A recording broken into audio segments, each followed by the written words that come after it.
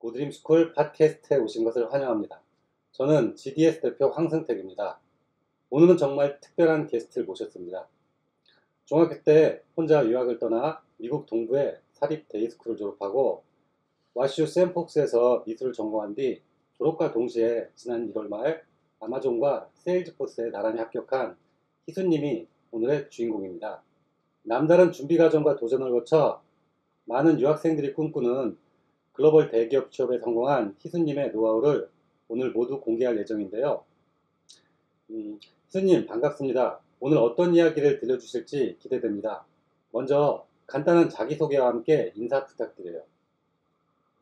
네, 안녕하세요. 전 조희수라고 하고요. 저는 워싱턴 유니버시티 인 세인트루이스에 이번 2024년 12월에 졸업을 했고요. 커뮤니케이션 디자인 메이저랑 마케팅을 학교에서 공부를 했고, 그 외에는 뭐 사진도 계속했고, 볼런티어링도 계속했고, 그 외에도 entrepreneurship이랑 저만의 브랜드랑 아이덴티티를 만드는데 집중을 했어요. 일단 축하를 빼먹었네요. 아마존과 아, 세일즈포스 합격을 축하합니다. 감사합니다. 자, 하나씩 물어볼게요. 와슈의 샌폭스 비주얼 아트 이 전공을 선택한 이유가 뭔가요? 저는 학교를 가기 전에 우선 워시를 다니기 전에 버스턴 컬리지라는 학교에서 트랜스퍼를 한 입장이에요. 버스턴 컬리지라는 학교도 너무너무 좋지만 제가 원했던 거는 저만의 스토리랑 내러티브를 만들고 그거를 남들한테 메신저 역할로 전해주는 것도 원했어요. 근데 뭐 트래디셔널 커뮤니케이션을 공부를 하고 저널리즘을 공부를 했고 그로 인해서 knowledge의 파워랑 사람들이 같은 메시지를 인해서 움직임의 파워도 봤어요. 근데 더 글로벌하게 하려면 비주얼 커뮤니케이션이 더 중요하겠다라는 걸 인지를 했어요. 왜냐하면 모든 사람들이 똑같은 언어를 쓰는 건 아니고 모두들 똑같은 이해를 하는 건 아닌데 모두 같은 그림이나 모든 같은 이미지를 보면 같은 감정이라는 걸 느끼고 그걸로 인해 모티베이션이 되는 건 전 많이 봤어요. Power of Visual Learning을 GDS랑 여기 다니면서 배웠고 그걸로 인해서 positive impact를 선한 영향력을 어떻게 깨우쳐야 되는지도 많이 배웠어요. 그러므로 저는 샘프스에서 그 스킬을 더 커티베이트하고 더 배우고 싶어서 샘프스를 정했고 와슈라는 커뮤니티 자체가 학생의 개발을 위해서 투자를 하고 학생 하나하나를 위해서 아낌없이 지원해 주는 걸 보고 와슈에서 특히 이걸 하고 또 interdisciplinary하게 제가 원했던 거는 엔드 골이 비주얼 커뮤니케이션이나 디자인은 아니었어요. 저는 이거를 테크놀로지처럼 미디엄이라고 생각을 해가지고 다른 사람들이랑 네트워킹을 하고 싶어서 뭐 비주얼 아트 쪽 전문대가 아니라 샘팍스처럼 이름 네임밸류도 있지만 다른 학교에 다른 분야에 관심이 있는 학생들이랑도 소통을 하고 싶어서 그래서 특히 샘팍스를 보는 것 같아요. 가볍게 물어봤는데 아주 뒤에 할 얘기들을 알려주셨습니다. 아무튼 고맙습니다. 일단 제가 디플 하면서 미디엄으로서 많이 생각을 했어. 오케이. 그러니까 어떤 텍스트 커뮤니케이션보다 이미지 기반 커뮤니케이션이 앞으로 본인이 해야 될 다양한 분야에서 도움이 될 거라 생각했고, 그리고 이제 학교가 해주는 인터디스플리너리 뭐 프로그램들이나 학교에 대한 지원. 사실 대학 들어가기 전에 와슈가 학생들한테 그 정도 지원해준다는 걸 알고 있었나요? 어느 정도는 알았지만 이 정도일지는 몰랐어요. 저는 어느 정도 지원이 된다는 거는 알았던 게 여기 GDS를 거쳐간 선배들 말로도 그렇고 또 와시 웹사이트에서만 봐도 스캔들리스 프로그램으로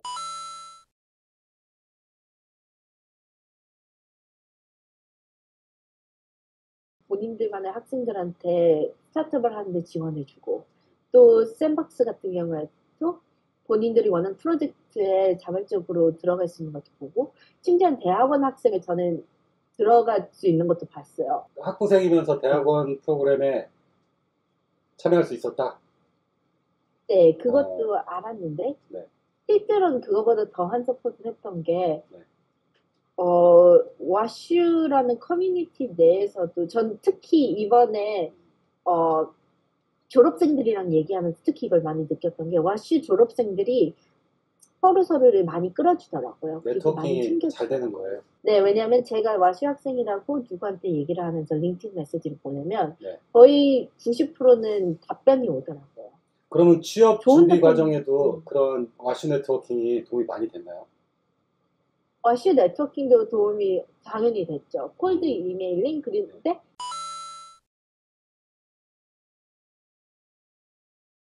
와슈만의 네트워크가 아니라 와슈의 네임밸류가 많이 보는 거예요. 와슈 학생이다. 그러니까 어떤 콜드메일 보내거나 네트워킹을 새로 할 때 훨씬 더 상대방이 적극적으로 답을 해주고 네. 그랬다. 네. 그리고 또 하나는 제가 제 스타트업을 하면서 와슈의 다른 분야들도 많이 접해봤단 말이에요. 저는 샌박스에 있긴 하지만 와슈 매스쿨이랑도 연락을 하고 와슈 러스쿨, 뭐 와슈 엔터프레너십 온라인 센터 뭐 이런 식으로 다양하게 연락을 하는데 그 사람들이 와슈 학생이 이메일을 보내면 거의 대부분 답을 해주고 시간을 내주더라고요. 또 본인이 해결을 못하는 문제는 누가 해결할 수 있는지를 알아봐주고 그 사람한테 연락을 다시 주더라고요. 얘기만 들어도 너무 좋은 학교라는 생각이 드네요. 좋습니다. 네. 이제 하나씩 풀어가 보죠. 그러면 네. 뭐 취업을 염두에 두고 하는 거는 아니겠지만 학교에서 어떤 프로젝트나 과제들이 가장 인상적이었고 본인의 성장에 도움이 됐나요? 저는 학교에 다닐 때 좀 많이를 했어요. 근데 제 생각에는 GDS랑 같이 했던 프로그램들이 임팩트가 제일 컸던 것 같아요. 아직도. 잠깐 여기서는 GDS보다는 일단 학교. 와슈 얘기. 네. 네. 그럼 제 생각에는 와시 스캔들링 센터를 통해 가지고 제 스타트업을 키울 수 있는 게 있었어요. 에어리라고 네. 멘탈 웰니스 앱이었는데 그거를 진짜 3개월 동안 키워보게끔 스타트업 인큐베이터를 해주더라고요. 여름 동안. 그게 이제 그래서 방학을 이용해서 학교에서 서포트 해준 거예요? 처음 네, 시작은? 그러니까 전에도 스타트업 지원이 있었죠. 네. 그 펀딩 같은 것도 해주고 리소스도 주고 심지어는 카운슬러랑도 같이 얘기할 수 있게 해줬어요. 그래서 12월부터 5월달까지는 그렇게 키웠는데 5월부터 8월까지는 아예 매일같이 출근을 하면서 본인의 팀을 지원해주고 심지어는 인턴이나 누구를 고용할 수 있게 돈도 주고 프로그램이랑 세미나를 열면서 다른 엔터프리너들이랑 네트워킹을 하고 얘기를 하고 해볼 수 있는 기회도 주고 그 에리아를 만들어주는 것 자체가 전 엄청난 지원이라고 생각을 해요. 왜 엄청난 지원이라 왜냐하면 생각했어요? 저는 남들이랑 소통을 하면서 아이디어가 전달된다고 생각을 하고 무조건적으로 내가 옳다고 생각을 하면 절대 성장을 할 수 없다고 생각을 해요. 그리고 이 다른 엔터프리너들은 같은 길을 걷고 있지만 다른 프로젝트들을 함으로써 제가 발견하지 못한 흠들이나 미처 생각 못한 것들을 실행을 옮기는 적이 많더라고요. 그걸 보고 나도 영감을 받아서 얘기를 하고 아니면 피벗을 할 때도 그들한테 먼저 물어보고 테스팅을 할 수가 있어가지고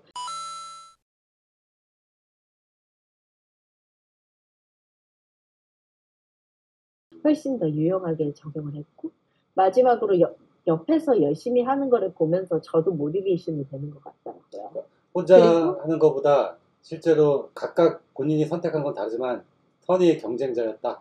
네, 맞고 제가 좀 팀이 크게 꾸렸어요. 그때 15명이었어요. 저희 스타트업에 grad school student가 6명이고 graduate한 사람이 3명이고 그리고 나머지가 이제 아니, 학생들이었던 거예요. 희수 씨가 대표였잖아요. 네. 대표인데 그 같이 하는 팀원으로서 그 일종의 팀장인데 팀원이 오히려 대학원생이랑 졸업한 사람들이랑 같이 있었다고요? 네, 되게 왜냐하면 재밌네요. 제 생각에는 제가 무조건적인 리더라는 거는 저는 끌고 나가는 사람보다는 네. 본인들의 능력을 최대한으로 뽐낼 수 있는 environment를 만들어주고 개개인의 성장을 응원하는 사람이라고 생각을 해요. 그리고 그게 어떻게 나타내야 되는지 조금 도와주는 사람. 혹시 아마존이나 세일즈포스 인터뷰할 때 이 내용들을 다뤘었나요? 네, 조금 다뤘어요. 아, 리더, 특히, cross functional 팀을 어떻게 리드했느냐, 이런 거를 많이 물어보더라고요.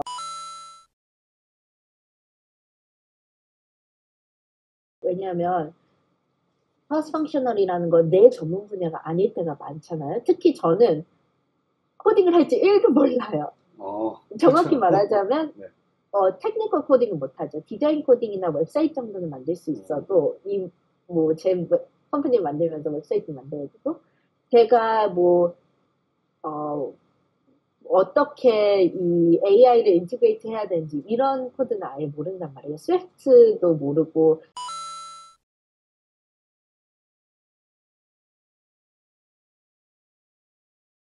제가 그렇다고 이 사람들보다 잘 갔다는 걸 절대 못한단 말이에요. 그리고 비즈니스 쪽에서도 어카운팅이나 파이낸셜 프로젝션을 하는 박사과정 사람들보다 제가 훨씬 모르죠. 근데 저는 할 수 있었던 게 비주얼 커뮤니케이션이랑 커뮤니케이션을 바탕으로 이 두 사람들이 완전 딴판인 사람들이 같은 목표를 향해서 움직일 수 있게 어떻게 하느냐. 그리고 각자 뭐를 해야 되는지, 왜 해야 되는지, 그리고 어떻게 하면 본인의 성장이랑 회사의 성장이 같이 될지를 확실하게 했던 것 같아요. 그 부분은 되게 멋져요. 자, 그렇다면 좀 더 들어가서 원래 이렇게 갈 계획이 처음부터 확실했나요? 아니면은 중간에 피보팅을 거치면서 변한 건가요? 진로 계획이 좀 많이 변했어요. 음, 처음에는 전 저널리즘으로 들어가려고 했어요. 특히 고등학교 끝나고는. 저널리즘이 저는 세상이 변하는데 제일 크게 기여할 거다라고 생각을 했어요. 근데 알고 보니까 사람들이 그 정보를 받아들이고 액션을 취하는 게 남 손가락 욕하는 거 말고 진짜 좋은 변화를 일으키는 게 부족하다는 걸 느꼈어요. 그래서 non-profit을 생각을 했어요. 그 다음에는. 좋은 일을 하고 좋은 의지를 갖는 건 너무 좋아요. 근데 사람들이 그러면 취미로 생각하고 일로 안 생각한다는 통계점을 도달했더라고요. 그러면서 알게 된 게 social entrepreneurship이라는 거예요. social entrepreneurship이라는 게 저한테 너무 와닿았던 게 NGO처럼 진짜 내가 원하는 사회에 기여를 하는데 그것도 하면서 내가 진짜 돈도 번다. 수익도, 조직도 성장시키고, 그쵸. 그리고 서스테이너블하고. 조직도 네, 그런 것도 다 있는 거죠. 그래서 두 마리 토끼를 다 잡는다라고 생각을 했는데 그만큼 더 어렵더라고요. 그리고 지금의 저로서는 너무 부족한 제품들이 많았어요. 왜냐? 이런 오르가나이제이션을 하려면 나를 이해하는 것도 필요하지만 조직들이 어떻게 움직이는지에 대해서도 알아야 되고 조직과 조직 간이 어떻게 움직이는지도 배워야 되더라고요. B2B, B2C 그리고는 마지막으로는 랜드스케이프 다 이해를 해야 돼서 제가 알기로는 이거를 할 수 있는 게 제가 생각했던 것 최고는 택이었던 거예요. 왜냐하면 사람들이 택을 큰 목표로 생각하는데 저는 택을 뭔가를 이루게 해주는 매기체라고 생각을 했거든요. 여기서 택은 테크놀로지를 말하는 거예요? 네, 테크놀로지 인더스트리에 있는 아마존도 그렇고 세일즈포스도 그렇고 어떤 고를 시행시키기에 더 효율적으로 어떤 고를 이행시키는데 도와주는 역할인 거잖아요. 엔드골이 사람이 펄치싱하는 것도 맞고 세일즈포스 같은 경우는 CRM도 맞는데 끝에는 사람이 삶에 더 편하고 더 곱게 만드는 거잖아요. 더 이롭게. 문제 해결을 해주거나 지금보다 더 나은 삶을 살 수 있도록 도와준다. 네. 오케이. 그래가지고 이 분야 쪽으로 확실히 저는 배워보고 싶더라고요. 궁금한 부분이 사실 지금 쭉 얘기했던 부분들은 대학 생활을 하면서 네. 병행하기가 좀 쉽지 않았을 것 같은데 그런 문제들은 어떻게 해결해요? 학점이 그래도 좀 낮아요. 네? 그래도 좀 낮아요. 학점이 솔직히 말해줄 수 있으면 학점이 어느 정도 돼요? 저는 학점이 3.58이에요. 대학도 좀 그레이드 인플레이션이 좀 있나요? 대학교도 있는데 네. 샌폭스는 없는 게 샌팍스의 철칙이 포트폴리오가 더 중요하다. 그래서 우리는 A를 안 준다. 최고로 받을 수 있는 게 A-다예요. 결론적으로 그래서 말하면 이렇게 성적이 낮은데도 딘스 리스트에 들어가 있어요. 우와 3.58인데 딘스 리스트면은 정말 거기는 학점을 좀 짜게 주네요. 네, 좀 많이 짜게 주더라고요. 그럼 어찌됐건 흔히 알고 있는 것처럼 GPA 5레이는 아니라는 거네요. 절대 아니에요. 근데 그 부분이 그럼 취업에 전혀 장애가 되지는 않았던 거예요? 오히려 네. 회사들에서 보는 건 좀 다르더라고요, 관점이. 회사들, 제가 이거는 도어대시의 디렉터랑 얘기를 해본 거예요. 네. 근데 그 사람이 얘기를 하기에는 GPA가 얘기하는 거는 3.3 이상이면 너는 성실하게 학교를 다니고 뭐를 하면 그거를 끝까지 컴플리션을 할 수 있다라는 걸 보여주는 거지. 그 스킬을 특히 스템 전공이 아니면 그 스킬을 와서 쓰는 거는 거의 없다고 얘기하더라고요. 그러면은 흔히 말해서 B0가 3.0이니까 B0보다 조금 높다면은 실제로 성실성은 어느 정도 일정 수준 학교라면은 보장이 된 거다. 네, 그러니까 그 배출러스 디그리는 GPA보다는 tenacity, determination, 끈기와 결단력, 그리고 심지어는 뭔가 묵묵히 일을 할 수 있는가, 그리고 어느 조직의 일원이 될 수 있는가, 이런 거를 보는 거예요. 커밋먼트나 어컴플리시먼트 같은 것들을 훨씬 더 많이 봤다는 얘기네요. 학점보다. 특히 뉴 그라드들은 커리어라고 쌓을 게 별로 없잖아요. 그러니까 어느 곳에 넣어도 네가 리더가 될 수 있느냐, 이거를 많이 보는 것 같아요. 오히려 네가 전공 네 자체보다. 네가 네 월크의 오너십을 뭐 가지고 갈 수 있느냐, 이런 걸 많이. 연관해서 물어볼게요. 그러면은 네. 전공이 IT나 이 테크 기업과 비즈니스와는 또 직접적으로 관련되지 않았는데 아마존이나 이 세일즈포스에 지원하게 된 계기가 뭐예요? 세 가지 이유가 있는 것 같아요, 저는. 첫 번째는 대기업에서 한번 배워보고 싶었어요, 일을. 그래서 특히 세일즈포스, 아마존 이런 회사들은 글로벌 캠퍼스도 있고 분야도 다양해가지고 어디로든 성장을 할 수 있는 가능성이 많고 디딤돌이 될 수 있다는 그것 때문에 지원을 많이 했고요. 네. 두 번째로는 테크를 제가 생각했을 때의 관점 때문인 것 같아요. 저는 테크를 아까 얘기했다시피 마지막 데스티네이션이라고 생각을 안 하고 내가 원하는 메시지를 더 크게 얘기할 수 있는 그런 앰피티에터 같은 확정기 같은 거죠. 네. 그래서 내가 원하는 결과까지 더 빨리 되닫기에는 이 확정기가 이제는 필요하다는 거예요. 소셜미디어가 됐든 내가 만든 책이 됐든 뭐가 됐든 필요하다는 거죠. 그리고 제가 나중에 소셜 엔터프레너십을 다시 하고 싶어요. 특히 멘tal 웰니스 쪽에서. 그때 디딤돌이랑 브랜드 프레스티지랑 심지어는 VC 펀딩이나 나중에 생각을 했을 때도 이쪽을 가는 게 훨씬 더 유리하겠다라고 생각을 했어요. 본인이 창업 경험이 있으니까 이쪽에서 네, 어떤 증폭 기능을 해가지고 진짜로 뛰어들겠다. 맞나요? 네, 그리고 제가 약점으로 잡았던 게 저는 세일즈 사이클을 잘 모르고 특히 그리고 corporate landscape를 잘 모르는 게 제 약점이라고 생각을 했어요.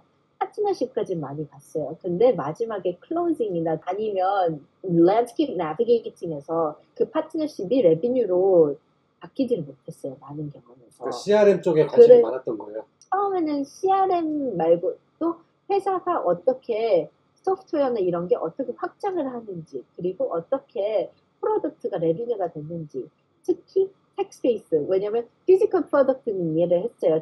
저희 부모님도 그쪽 일을 하시고 어떻게 되는지 아니까 그런데 텍 같은 경우에는 클라우드나 보이지 않는 거에 대해서 어떻게 밸류를 만들고 창출하는지에 대해서 좀 많이 궁금했던 것 같아요. 시장에서 그걸 어떻게 돈을 버는지까지. 네.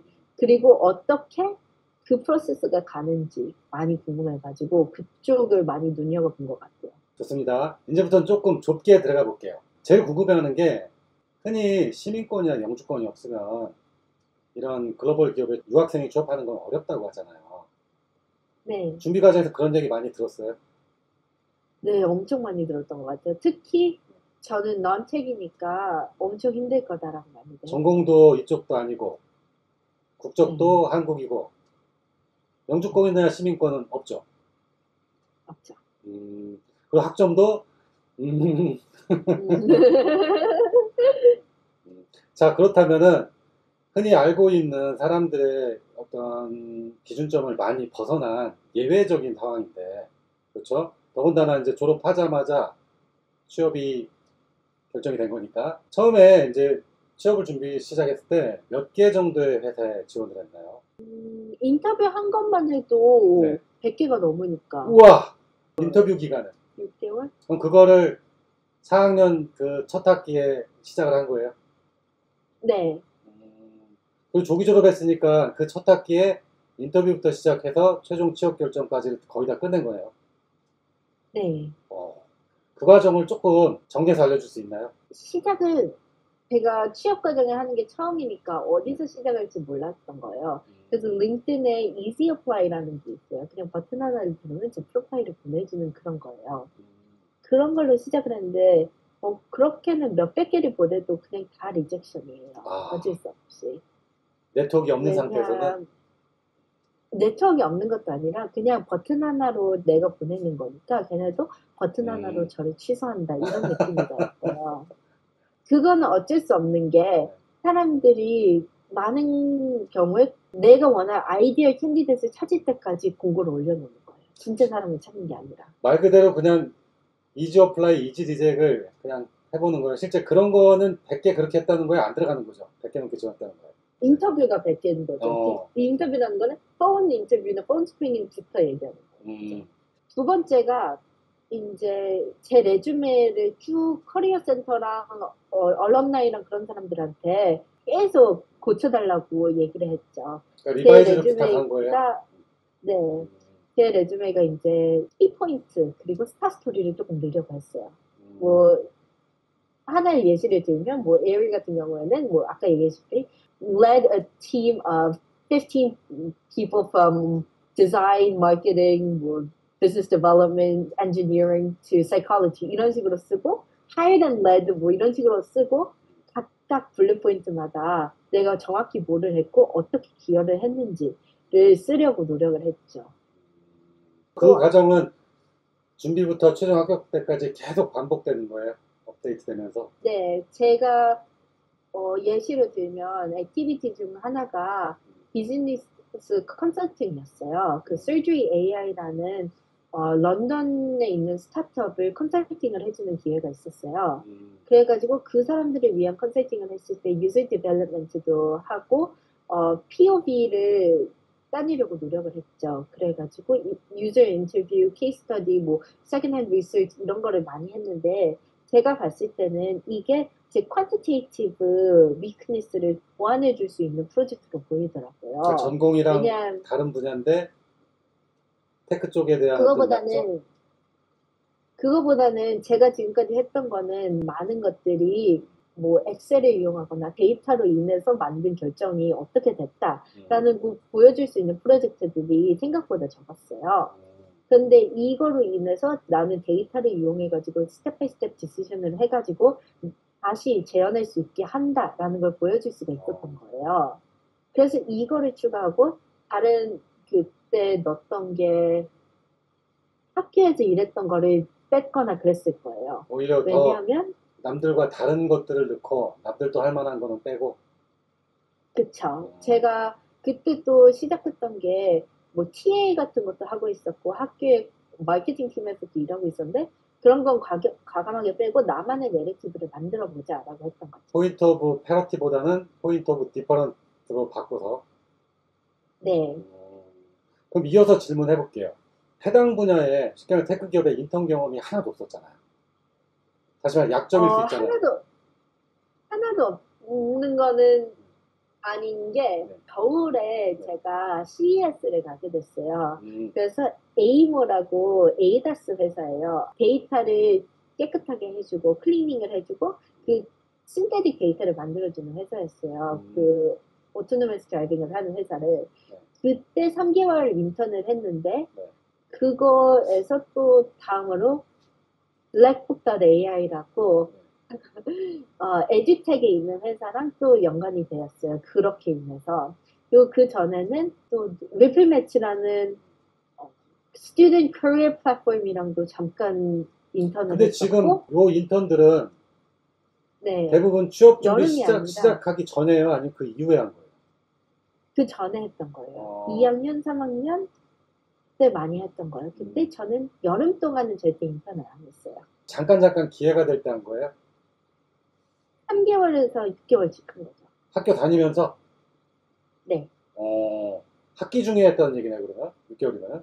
네. 그럼 그 인턴을 할 때도 향후에 이쪽으로 가고 싶다, 테크 쪽으로 가고 싶다는 생각을 하면서 한 거예요? 아니면 그때 필요해서 한 거예요? 테크 쪽이 점점 붐이 일어나고 있었잖아요. 네. 특히 AI 붐이. 그래서 저는 그거에 대한 궁금증으로 시작했던 것 같아요. 왜 이렇게 사람들이 이쪽에 붐이 일어나고 있을까? 에 대한 호기심 때문에. 그러다가 점점 이쪽의 밸류를 보고 점점 제 미션이 이쪽이랑 더 맞다라는 걸 지금 봐가지고. 그러면은 준비 과정에서 뭐 이제 100군데 넘게 인터뷰를 했으니까 여러 가지 상황이 발생했을 것 같은데 가장 어려웠던 점이 뭐였어요? 계속 리젝트 당하는 게 제일 힘들었어요.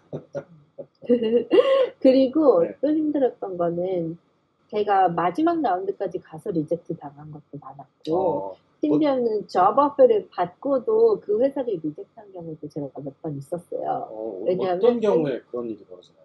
어떤 거냐면요, 제 모든 조건은 다 좋은 거예요. 제가 그들이 원하는 인재고 그들이 원하는 뭐 사람이긴 한데 터치 핏이 없었던 거죠. 그럼 마지막 라운드에서 탈락을 시키는 거죠. 핏이 없으면 회사에서는 떨어뜨리더라고요.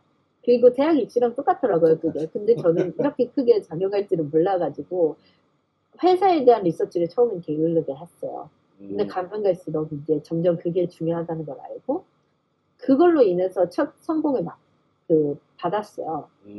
AT&T를 합격을 했었어요. 네. 그런데 합격증을 받은 상태에서는 아무도 다른 사람을 합격한 게 없었던 거예요. 세일즈포스는 first 라운드고 아마존은 OA만 그 온라인 어세스먼트만 합격을 했고 다음 라운드 인터뷰 라운드 이제 잡을게라는 거 나온 거예요. 합격증이 아무 데도 없는데 2주 안에 답변을 줘야 되는데 그때까지는 합격을 할 데가 없었던 거예요. 어떻게 했어요, 그래서? 저는 과감하게 노라고 했어요. AT&T한테. 합격을 딴 데를 못 하더라도 내가 요거를 기회를 안 잡아보면 후회할 것 같더라고요. 특히 AT&T가 너무나도 좋은 기업이죠. 그렇죠. 근데 제가 원하는 게 아니고 제가 배울 수 있는 게 한계가 있고 마지막으로 제가 안도를 하는 것 같더라고요. 푸시를 하는 게 아니라. 그래가지고 계속 인터뷰를 하기로 했어요. 그 시점에서 세일즈포스랑 아마존에서 어찌됐건 기회가 남아있는 상태였기 때문에 돌아갈 수 있었던 것도 맞나요? 네, 그것도 맞고 근데 좀 문제였던 게 세일즈포스 같은 경우에는 5개 라운드 중에 첫 번째 라운드만 합격을 한 거였어요. 그래서 나머지가 어떻게 될지도 몰랐고 아마존 같은 경우에는 6개의 라운드 중에 2개만 합격을 한 거였어요. 그러니까 얘도 어떻게 될지 몰랐던 거예요. 둘 다 너무나도 불확실한 상태에서 그냥 모험을 했던 거죠. 할까 말까 하면은 그냥 해봐라. 해봐라. 실패를 하면 뭐 꼭 해야 되는 게 아니면 뭐 지금 당장 일이 필요한데 계속 모험을 하라는 건 전 절대 아니에요. 그럴 경우에는 내 현실이랑 내가 원하는 이상의 좀 차이가 있을 경우에 그거를 타협을 해야 될 때도 있지만 저 같은 경우에는 시간이 있었잖아요. 그러므로 좀 모험을 할 수 있었던 것 같아요. 쉽지 않은 결정이었는데 멋지다. 축하합니다. 자, 감사합니다. 이제 그러면 조금 방향을 바꿔서 포트폴리오나 개인 프로젝트가 실제로 뭐 6라운드까지 아마존이나 뭐 5라운드까지의 세일즈포스나 이런데 합격 과정에 중요한 역할을 했다면 포트폴리오나 프로젝트가 중요한 역할을 어디까지 얼마나 했는지 알려주세요. 100%요. 왜냐하면 저는 테크니컬 인터뷰도 있었어요, 당연히. 그런데 거의 대부분이 behavioral 인터뷰예요.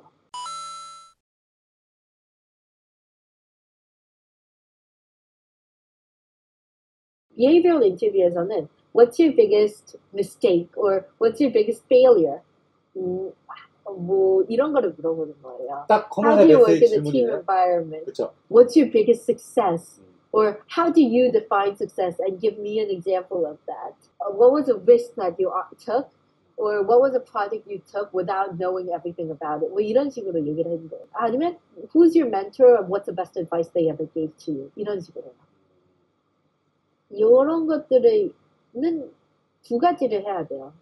우선 내 포트폴리오를 그러니까 우선 엄청 강해야겠죠.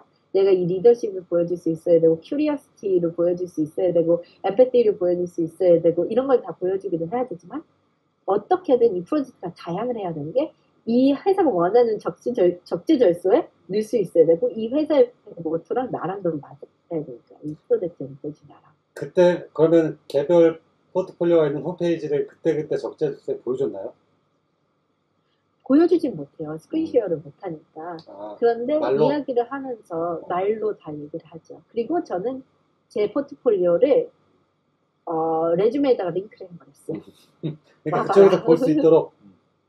네. 그런데 네. 제일 좋아했던 이야기 중 하나가 해피니스 팩토리라는 이야기를 제일 좋아했더라고요.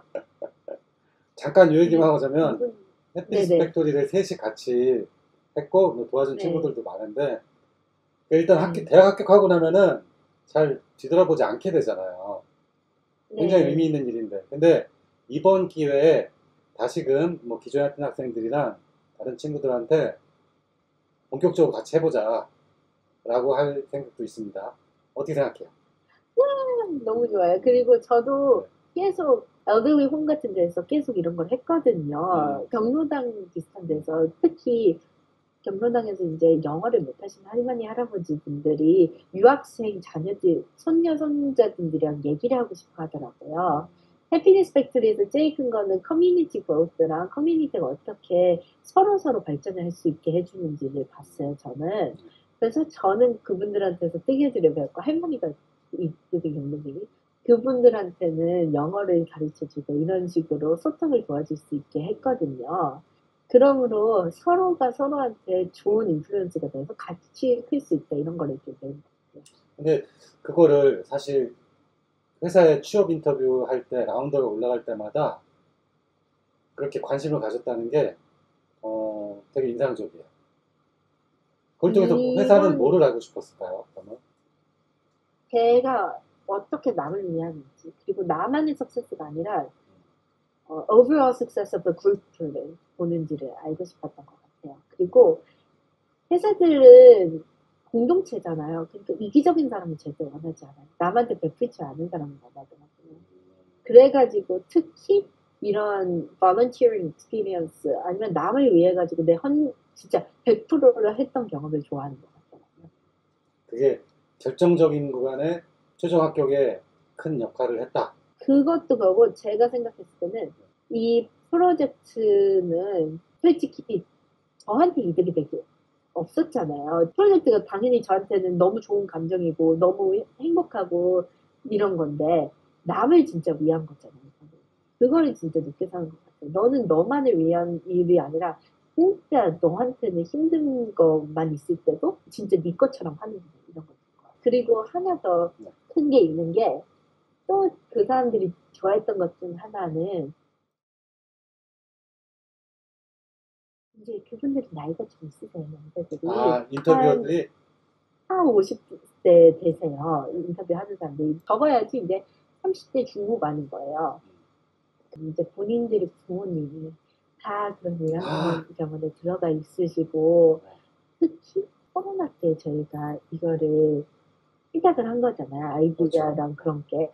본인들이 못 갔던 거를 저희가 대신 가져서 이렇게 부모님들이 더 편하셨구나. 네, 저를 데이트해서 본 거예요. 그게 두 회사의 뭐 여러 가지 임원들이 대부분 비슷한 반응을 보였어요? 제가 얘기했던 임원들 중에 4명이 그렇게 얘기를 했어요.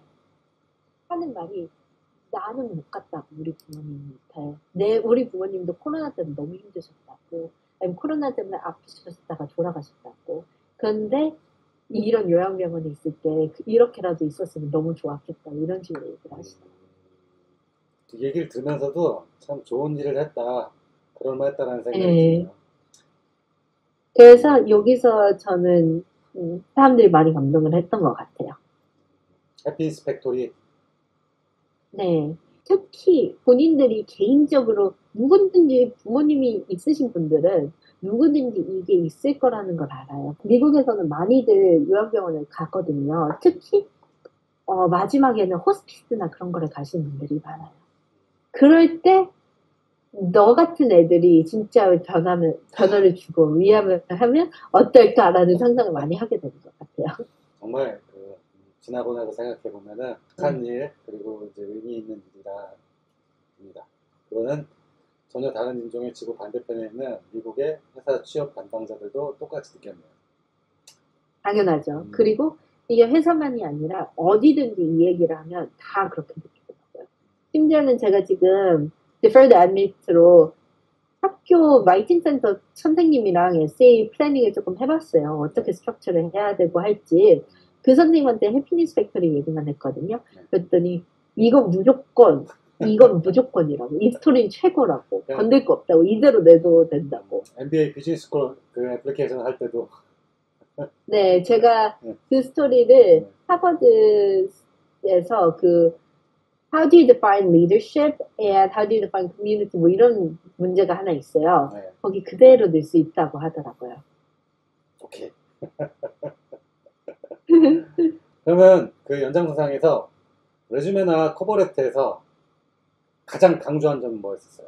저는 세 가지를 강조했어요. 첫 번째는 제 스킬, 그러니까 비즈니스 아큐멘을 강조했고, 두 번째는 리더십, 그러니까 제가 어디를 가든 part of leadership이 있잖아요. 어디서 가든 내가 리더십 포지션이 아니어도 리더십으로 들어간다 이런 식으로. 에이머 같은 경우에서는 브랜드 아이덴티티랑 마켓 인포트레이션을 제가 담당하는 게 아니었지만 프레젠테이션을 만들고 그걸로 인해서 방향성을 조금 잡아줬다. 특히 비주얼리 이런 식으로 얘기를 했어요.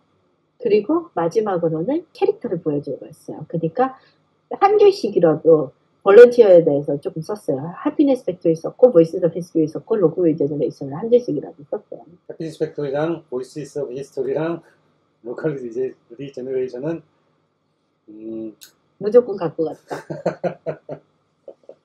지금 제가 이건 좀 MBA를 하면서 제 스토리를 생각했을 때 그 순간에 몰랐어요. 얼마나 제 캐릭터랑 제 방향성을 만들어준지 이 이야기들이. 근데 이제 돌아보니까 이래서 내가 이랬구나라는 게 많이 보이더라고요. 잠깐 옆으로 세자면 작년에 대학에 붙은 학생과 올해 대학에 붙은 학생이 자기들끼리 이제 선생님들한테 얘기 안 하고 따로 모여서 했던 얘기가 이런 걸 외우고 그래 왜 시골까지 그리고 동굴에 왜 들어가 그랬는데 먼저 붙은 학생이 야 붙고 나니까 이게 쓸모 있었는데 그랬는데 요번에 붙은 학생이 자기도 붙기 전까지는 왜 하나 그랬대요. 선배 입장에서 그 후배들한테 다시 얘기를 해준다면 우리가 했던 프로그램들이나 어떤 액티비티들이 왜 필요한가? 제가 처음부터 조금 이건 좀 길게 갈 수도 있어요. 네. 처음 봤을 때 있었던 일이 사진 레스토레이션을 하라는 거예요. 그리고 그 전에 갑자기 시민혁명을 나가라는 거예요. 아니 나는 지금 SAT 공부하느라고 바빠 죽겠는데 시위 현장을 토요일 내내 찍으라는데 그것도 폭우가 오는 날에 검은색으로 입고 카메라 제일 큰 거 들고 우비 입고 나가는데 내가 뭐를 하는 거지? 라고 생각을 했어요. 근데 점점 가면 갈수록 그 사람들의 이야기를 듣고 사진을 보면 볼수록 이 사람들의 안 들려진 이야기들이 상상이 가더라고요. 그때 아무도 안 들어줬다고 했던 블랙 시위, 부정선거 시위가 지금은 이슈의 중심에 섰습니다. 그러니까요. 그때 블랙 시위가 저는 솔직히 그쪽에 관심이 많이 없었어요. 그런데 점점 이야기를 듣고 점점 이런 이벤트를 가다 보니까 누구의 이야기도 생략은 돼서는 안 된다. 생략이 되는 순간 그쪽의 히스토리는 아예 없어지고 다른 사람이 그 이야기를 마음대로 채워낼 수 있는 빈 공간이 되는 거잖아요. 저는 그거를 원하지 않아가지고 저널리즘으로 들어간다고 했었던 거예요. 이런 거가 다시는 일어나지 않게. 그리고 그때 노동착취 됐던 사람들도 이야기를 못 냈던 이유가 그들의 이야기를 들어준 사람이 없으니까였잖아요. 그런 일이 다시 일어나지 않도록 하려고 저널리즘을 처음 생각했어요. 그런데 Voices of History의 서머 캠프를 들어가게 됐어요. 사상 그리고 거기서는 학생들이 같이 하나의 골로 위해서 움직인 거 아니에요. 그리고 선생님들이랑 같이 장을 연 거 아니에요. 우리 학생들이 즐겁게 토론을 할 수 있고 정말 본인들이 관심을 가져야 하고 이 이야기에 심무 있게 본인이 한번 배워볼 수 있는 경험을 한 거잖아요. 저는 이걸로 인해 가지고 이야기를 나누는 거는 사람이 직접 경험을 하고 변화를 느껴야지 변화를 한다는 것을 봤어요. In order to make a difference, you need to be the difference라는 걸 아는 거죠. 저널리즘이 여기서 약하다는 걸 알았어요. 저는. 저널리즘으로는 체인지가 될 수는 없어요. 체인지를 제보를 할 수 있어도. 그래가지고 저는 마지막으로 데이비드 프라스트 교수의 율러지를 하면서 이 사람의 인생을 보면서 진짜 리더는 뭔지를 배우게 됐어요. 진정한 리더는 이 공간을 만들어주고 이 사람들이 패션을 찾고 이 사람들을 위해서 한마디로 무대를 만들어주는 거죠.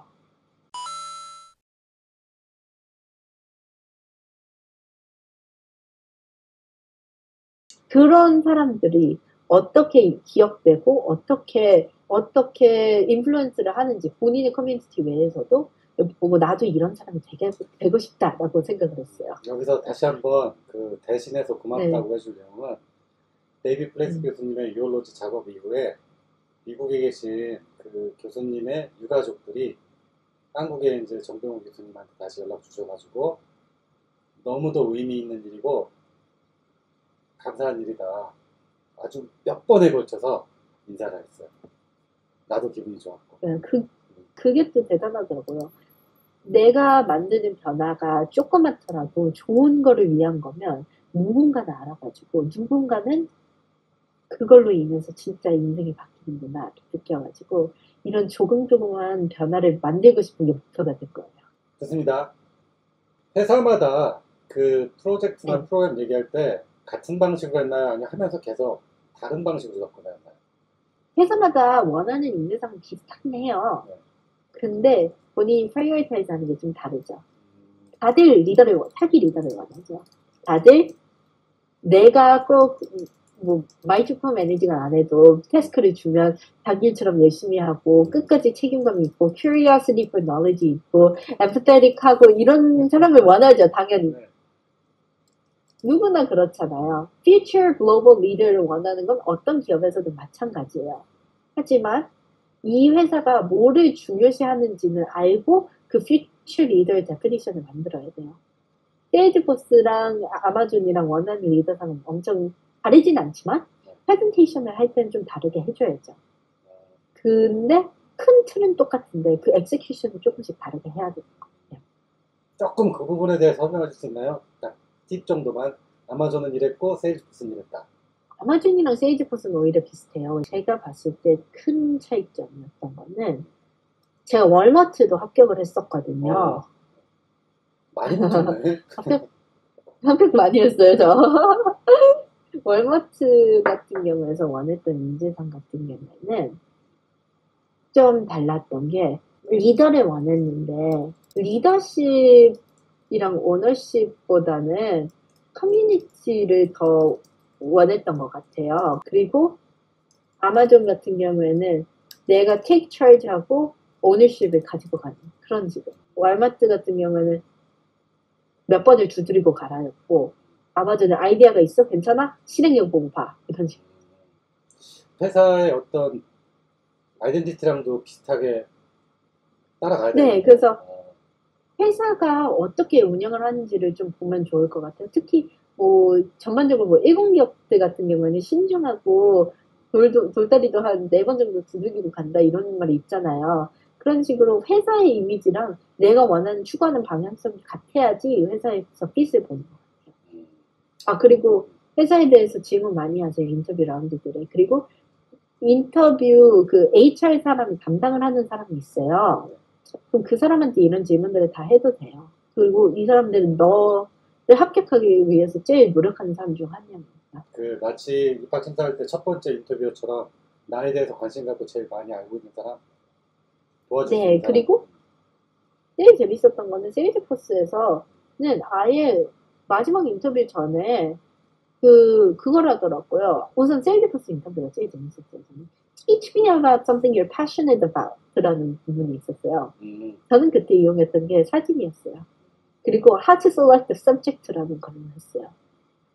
왜냐? 그러면서 나는 뭐를 서브젝트로 잡을 때 이 서브젝트만 중요한 게 아니라 그 근처에 있는 모든 거를 고려를 해서 어떻게 프레젠트를 할지를 얘기한다. 그건 비즈니스에서도 똑같다.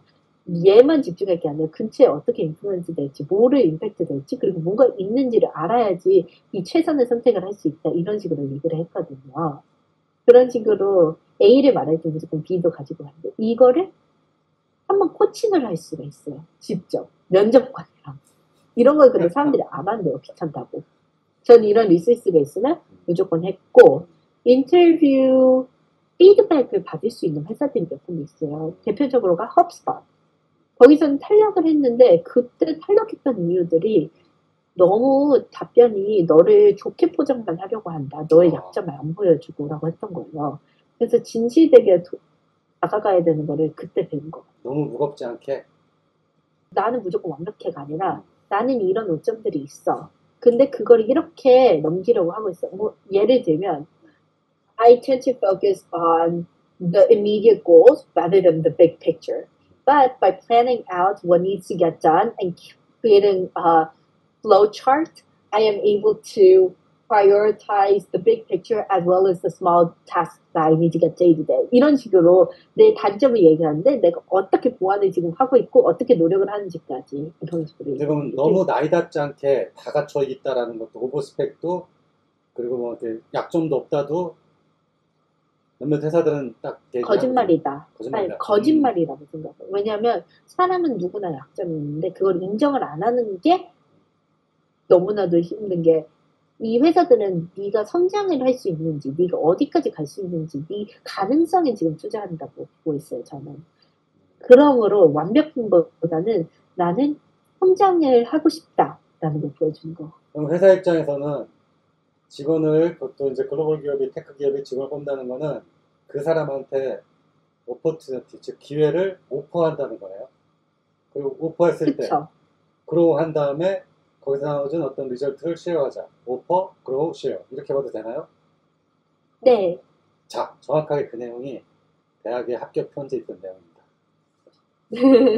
마슈에서 오퍼해줄 테니까 그로우하고 쉐어하자.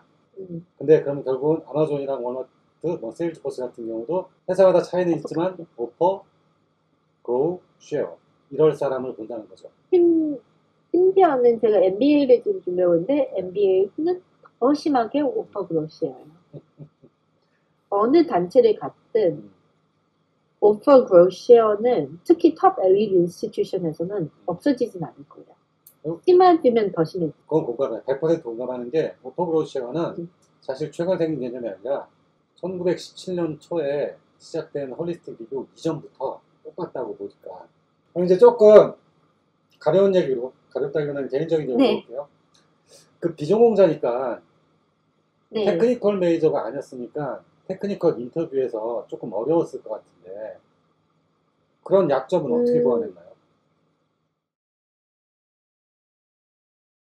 그런 거는 우선 인터뷰 자체가 조금 달라요. 테크니컬이랑 넌 테크니컬 롤에서는.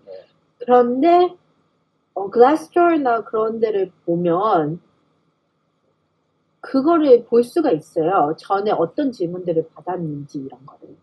그러면 그거를 비롯해가지고 유튜브나 그런데 전에 성공했던 내 정확한 롤 타이틀이나 그런 거를 보고 조금 준비를 했던 것 같고 또 회사들이 유튜브 채널을 잘해요. 특히 아마존이나 이런 대기업들은. 그럼 거기서 원하는 대로 그대로 준비하고 하면 되는 것 같아요. 오케이. 자, 그러면은 아마존 얘기 조금 들어가 볼게요. 이거는 민감한 부분은 얘기는 안 해도 돼요. 근데 이제 궁금한 것들은 하나씩 그냥 다 물어볼게요. 아마존의 어떤 직무에 지원했고 합격했나요? 전 account representative에 합격했어요.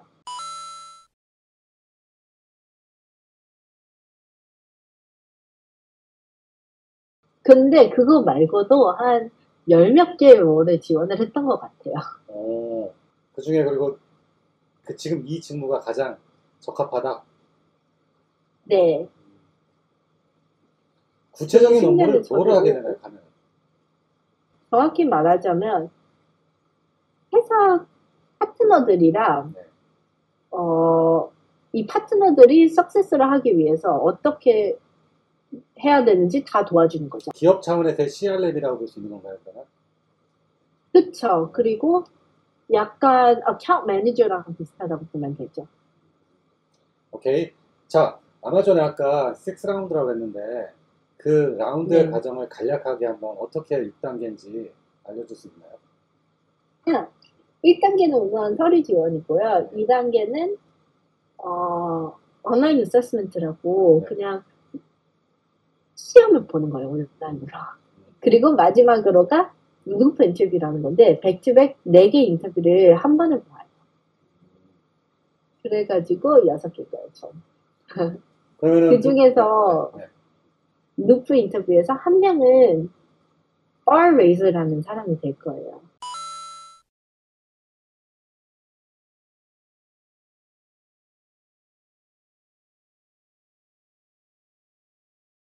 bar raiser라는 사람은 아마존에 바를 올린다. 그러니까 우리의 기본보다 높아진 사람만 뽑고 싶은 거예요. 그래서 이 바를 올릴 수 있는 사람인지 아닌지를 평가를 하는 거예요. 요 사람한테 무조건 잘 보여야 돼요. 근데 누군지 몰라요. 그 4명 중에.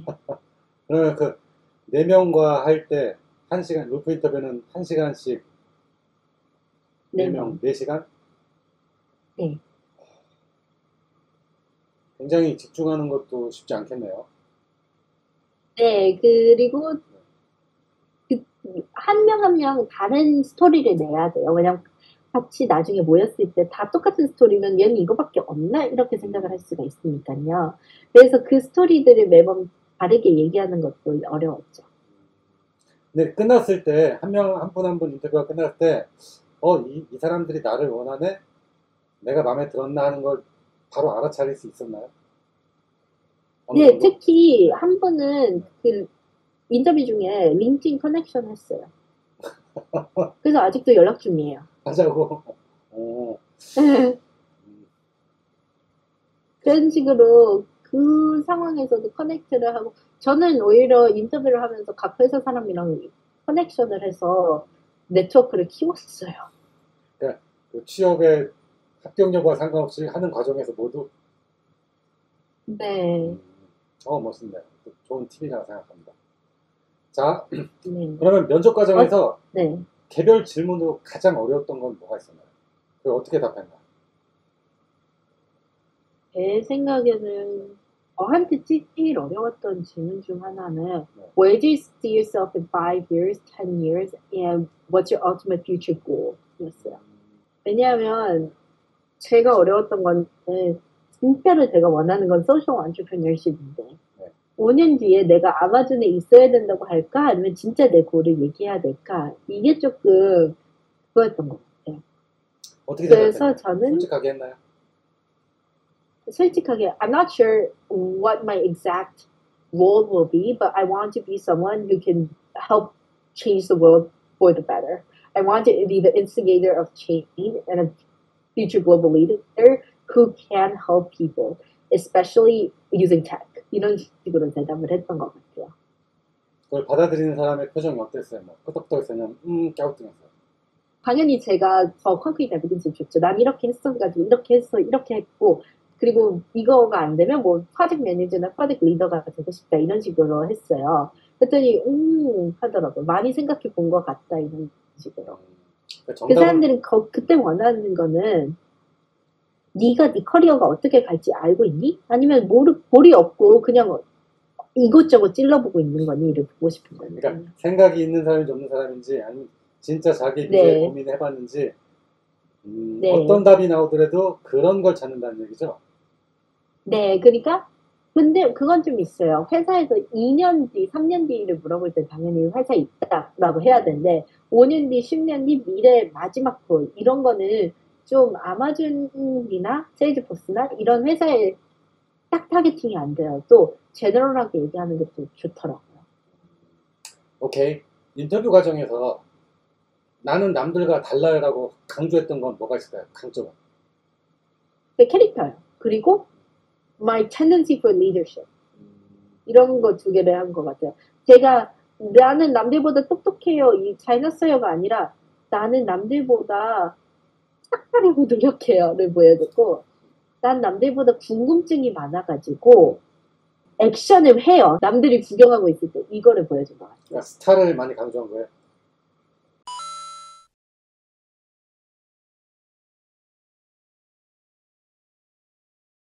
네, 뭔가 남들이 우물쭈물하고 있을 때 나는 가자 했던 사람이다. 이걸 보여줬던 것 같아요. 오케이. 자, 이번에는 지원자가 아니라 그 합격을 결정하는 회사 담당자라고 생각해보면 무엇 때문에 네. 뽑았을까요?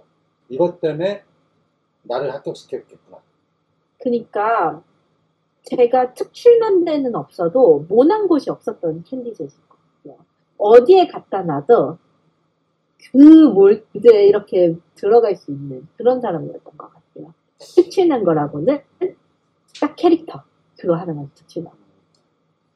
오케이. 약간 이거는 애매하긴 한데, 왜냐면 그런 지원자들이 많지 않을까. 물론 캐릭터를 뺀다면, 오버를 한 지원자들은. 그쵸. 왜냐면 대부분은 저는 어렵다고 한단 근데 말이에요. 제 생각엔 캐릭터가 진짜 좋았던 것 같은데, 강조, 남을 위해서 두 손 두 발 들고 어디든지 투입할 수 있는 그런 거? 오케이. 어떤 커뮤니티나 이런 어컴플리시먼트를 위해서 진짜 백이 네. 다 그것도 있었던 것 같아요, 조금, 솔직히.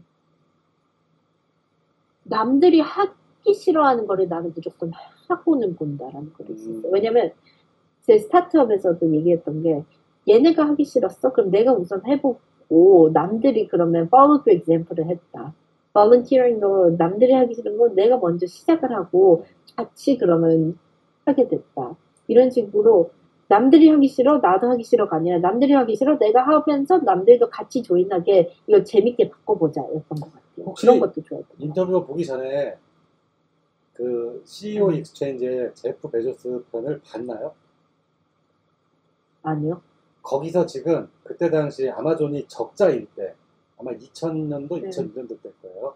그때 제프 베조스가 똑같은 얘기를 했어요. 남들이 하지 않는 거, 남들이 하기 싫은 거 난 하고 본다. 멋있네요. 저도 모르게 제 스타스토리에 그게 나왔던 것 같아요. 제가 언제, 난 이런 사람, 이렇게 했어라는 것보다는, 그 누구도 웹사이트를 만들고 싶지 않아 했는데, 내가 그냥 먼저 코딩을 1도 몰랐는데, 웹사이트를 만들어 놓으니까, 얘가 관심 있어 하고, 얘 디자인 잘하는 애가 와서 고쳐주고 뭐 하니까, 일주일도 안 돼서 완성됐네? 이런 식으로 얘기했던 것들이, 그런 부분을 터치했던 것 같아요. 오케이. 이제 거의 마지막 부분에 몇 개 질문 남았습니다. 일단 네. 합격 후에 그 기분이 어땠나요? 너무 좋았죠, 기분이. 근데, 이런 것도 솔직히 좀 있었죠. 내가 진짜 여기를 합격한 게 맞나? 내가 진짜 잘할 수 있을까? 내가 이게 맞나? 이런 생각이 들더라고요. 그리고 아버님과도 오랜만에 통화했는데 아버님도 정말 좋아하셨고. 네, 다들 너무 좋아했어요. 자, 지금은 어때요? 이제 한 달 조금 넘게 지났는데. 그리고 곧 이제 회사로 가야 잊어졌어요. 되는데. 지금은 너무 바빠가지고. 사실 오래 안 가죠? 학교 간 거. 네, 한 달. 딱 한 달. 한 달도 안 가요. 아마 앞으로도 큰 도전이 많이 있을 텐데, 그러니까 이 성공 경험을 가져간다는 얘기는 그때 기쁜 거는 얼마 안 가요. 근데 뭐 준비 과정에서 얼마나 하느냐에 따라서 더 많은 사람한테 즐거움을 나눠줄 수 있을 겁니다. 오케이. 네, 근데 좀 걱정이 되는 게, 여기서 이제 안조를 하지 않고 계속 올라가야 된다. 이것도 있더라고요. 그거는 그때 욕심 생기는 대로. 왜냐면 어디서 MBA 하고 지금까지 있어요. 그래 왔으니까 앞으로도 분명히 그렇게 갈 거예요. 저는 제가 욕심이 좀 많고 그 경쟁력이 좀 많다는 걸 이번에 처음 알게 됐어요. 오케이. 이 부분은 조금 민감한 부분이 있는데 뭉뚱그려서라도 사람들이 이제 우리나라 사람들이 네. 참 학생들이 관심 많은 게 그래서 아마존 가면 진짜 1억 넘는 거야? 이런 궁금증 있잖아요. 아마존의 네. 급여 시스템이나 대략적인 액수만 한번, 그러니까 어쨌든 신입학이니까 그런 부분을 설명해 줄 수 있나요? 네. 네, 그 우선 급여를 받고 네. RSU라고 Vested Stock Unit이라고 있어요.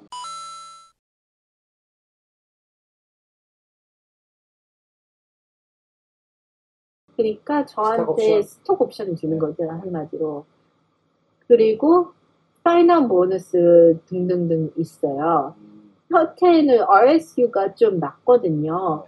5%밖에 안 줘요. 5%, 15%, 20%, 20%, 20%, 20%. 그래서 뭐 40%, 40%라고 보면 되죠. 그래서 첫 조회는 20%만 받고 마지막 조회에 80%를 받는 시스템이에요.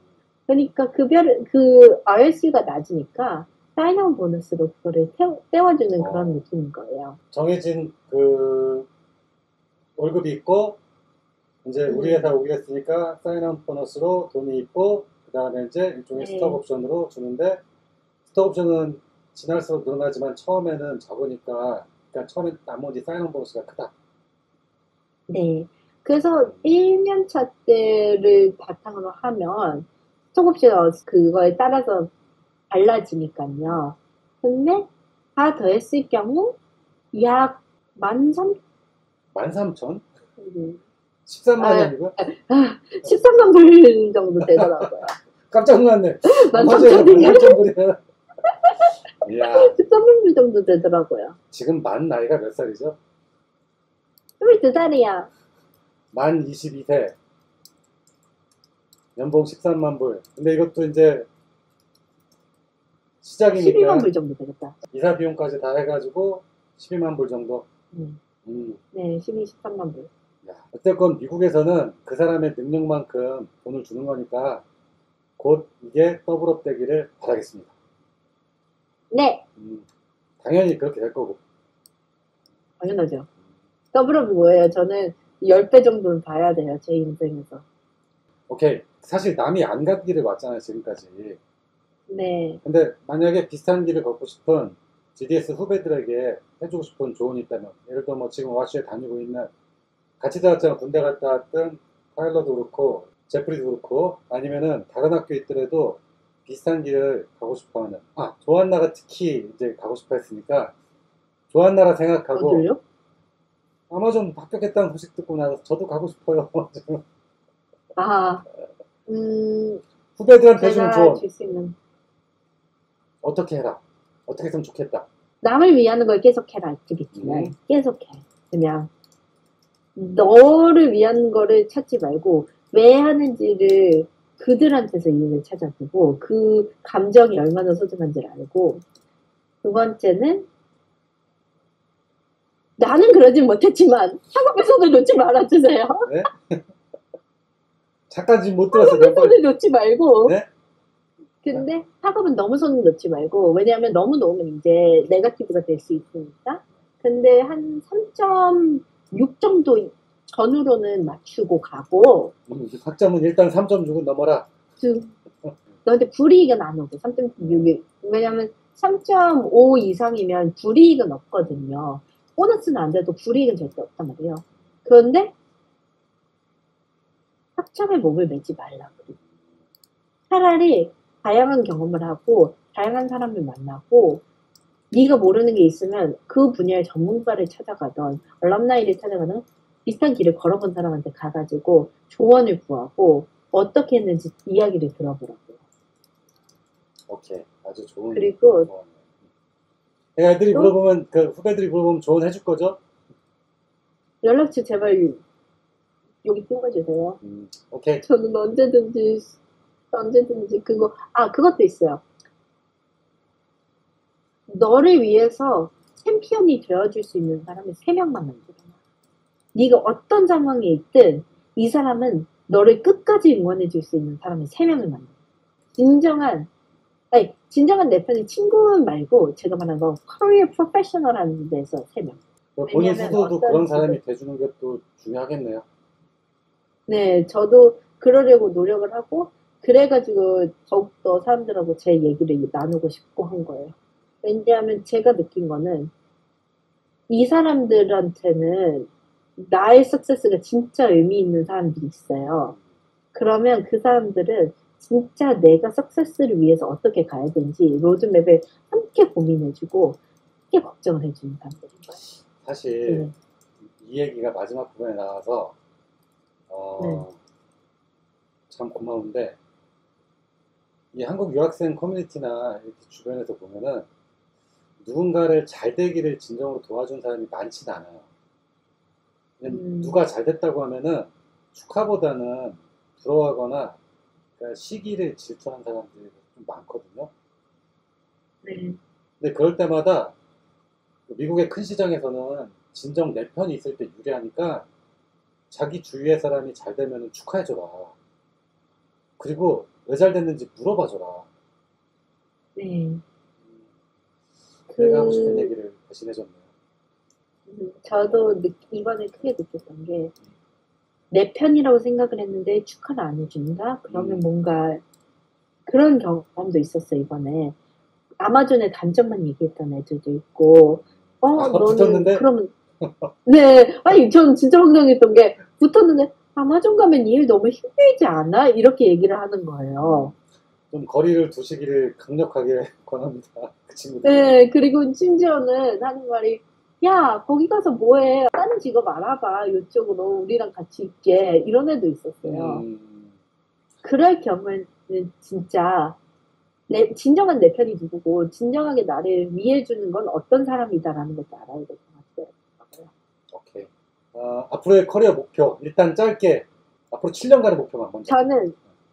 저는 우선 가가지고 시스템을 배울 거예요.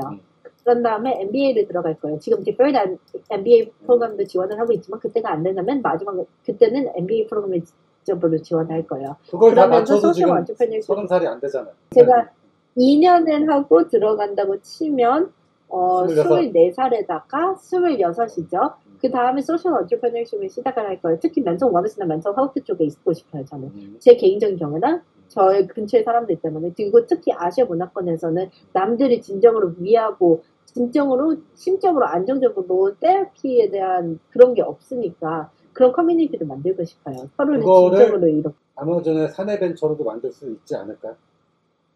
네, 그럴 수도 있고, 그러니까 처음으로 하고 싶은 거는 거기를 가서 이거를 시작을 할 거예요. 그래서 ongoing 프로젝트를 조금 할 거예요. 회사 내에서도. 그런데 MBA를 가려면 회사를 퇴사를 해야 되니까 그 다음에는 이게 프루프가 되면 아웃사이드 월드로도 한번 데리고 오고 싶고, 안 된다 그러면 어디 컨설턴트로 들어가는 것도 생각을 해봤는데 전 컨설턴트보다는 솔직히 기업에 들어가가지고 기여를 프로젝트에 기여를 하고 리드를 하고 싶어요. 저만의 프로젝트를 특히 소셜 메시지를 담고 있는 것들로요. 그러므로 그 다음에 그거를 2, 3년 정도를 한 다음에 이제 커리어 이발리에이션을 하고 제가 어느 정도에 있는지를 한번 보고 싶어요. 포스트 몰덤을 해가지고 내 모토 한마디로 퓨처 나로 인해서 사람들이 더 좋은 삶을 살고 있느냐 하고 이발리에이트를 하고 그렇지 않다 하면 더 그쪽으로 나아가고 그렇다 하면 지금으로 똑같이 가고 싶어요. 그게 제 지금으로서의 6년 목표예요. 오케이. 지금 목표 이상으로 원하는 걸 다 하기를 미리 축하하고 마지막으로 이제 유학생으로서 꼭 아마존에 가고 싶다 또는 뭐 유학생이 아니더라도 미국이란 큰 시장에서 도전하고 싶다 하는 학생들이 주저할 때 도움이 될 만한 말 한마디만 해주세요. 겁먹었을 때 또는 힘들어할 때. What have you got to lose? 이럴 게 뭐예요? 안 해보면. 네. 생각을 해보면 이거는 커리어 이밸류에이션이 되고 셀프 리플렉션 타임도 되고 당연히 힘들죠. 전 너무나도 잘 알아요. 그때 너무 스트레스를 많이 받았긴 했어요. 근데 진짜 부스터를 달고 네 커리어를 성장할 수 있는 거는 이 피리어드가 최고일 거다. 그리고 네가 이렇게 뭐 있어? 돈 드는 거야? 돈 드는 거야? 뭐 드는 거야? 그냥 시간 좀 든다, 힘들다 이것뿐인데 그걸로 인해서 성장을 하고 네가 꿈에 한 발자국 더 가까워지면 안 할 이유가 없잖아. 오케이. Why not? Why not? 그리고 reach for the stars, you'll land on the moon 이런 말도 있잖아요. 별을 향해 달려가면 달에는 간다.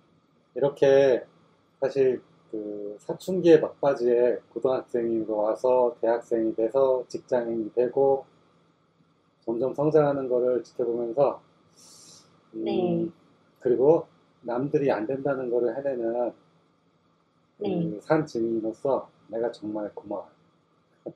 감사합니다. 음, 곧 이제 미국으로 출국한 다음에는 또 미국에 가서도 중간중간에 학생들이 궁금해하는 거나 어떤 게 있으면은 언제든지 연락 네, 주세요. 다시 이런 자리를 마련하도록 하겠습니다. 자, 네, 땡큐! 네.